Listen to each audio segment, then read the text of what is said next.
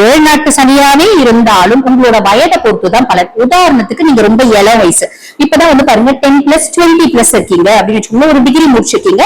உங்களுக்கு வாழ்க்கையில first round ஏழு நாட்டு சனி வராரு. அப்ப அவர் என்ன பண்ணுவாரு? கண்டிப்பா சில பல படிப்பினைகள், வேதனைகள், சோதனைகள், இன்னல்கள், இடையூறுகள் எல்லாமே கொடுப்பாருமா.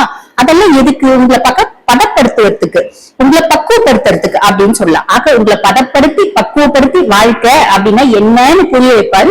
ஆக மொத்தம் உங்களை செதுக்கி சிற்பமாக்குவாரு அப்படின்னு சொல்லலாம். உதாரணத்துக்கு சொல்லணும் அப்படின்னா எனக்கு தெரிஞ்ச ஒரு சின்ன உதாரணம் சொல்றேன். இப்ப நீங்க ஒரு டிகிரி முடிச்சுட்டு இருக்கீங்க, அம்மா வந்து பாருங்க வெளிநாட்டுல அமைச்சு உங்களை படிக்க வச்சுட்டாங்க, நீங்க இந்தியாவுக்கு வந்துட்டீங்க, நான் டிகிரி முடிச்சு இந்தியாவிலதான் வேலை செய்யறேன் அப்படின்னு. இல்ல அந்த சந்தர்ப்பம் சூழ்நிலை வேலை கிடைக்கல, இங்க வந்துட்டீங்க அப்படின்னு வச்சுக்கோங்களேன். இங்க நீங்க ஒரு 10 ரெசியூம் நீங்க வந்து பாத்தீங்கன்னா அப்ளை பண்றீங்க, 10 ரெசியூம் போடுறீங்க, ரெண்டுல தான் நம்மளுக்கு கால் ஃபால் வரும், ரெண்டு கன்சர்ன்ல தான் நம்மள இன்டர்வியூ கூப்பிடுவாங்க, அதுல ஒரு கன்சர்ன்ல தான் நம்மளுக்கு வேலை கிடைக்கும். அதுவும் உங்களோட திறமை இருக்கும், ₹1,00,000 சம்பாதிக்கிறதுக்கு ₹50,000 வேலை தான் கிடைக்கும்.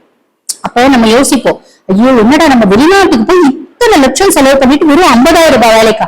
என் கூட படிச்சு ஒரு சாதா ஸ்கூல்ல படிச்சு கவர்மெண்ட் ஸ்கூல்ல படிச்சிருந்த பையன் அவனே இப்ப ₹1,00,000 சம்பாதிக்கிறேன் அப்படின்னு நம்ம யோசிப்போம்.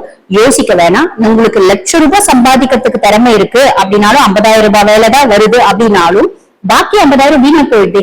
நம்ம வந்து இந்த வேலை செய்யறதுக்கு சும்மாவே இருக்கலாம், எதுக்கு இந்த வேலை செய்வானே அப்படின்னு யோசிக்க கூடாது. காரணம் என்ன அப்படின்னா, ₹50,000 வேலை உங்களுக்கு வரலையே, அதாவது ₹50,000 கம்மியா நம்ம வேலை செய்யணும்னு யோசிக்காதீங்க. அந்த ₹50,000 50 லட்சம் 50 கோடிக்கான அனுபவம் அப்படின்றது உங்களுக்கு கிடைக்கும். சனி அவர் வந்து பாத்தீங்கன்னா நல்லா இருக்க காலகட்டத்துல இப்ப நீங்க என்ன செஞ்சீங்க அதுக்கான நற்பலன்களை எல்லளவும் மிச்சம் வைக்காம சொச்ச வைக்காம உங்களுக்கு கொடுத்துருவார்.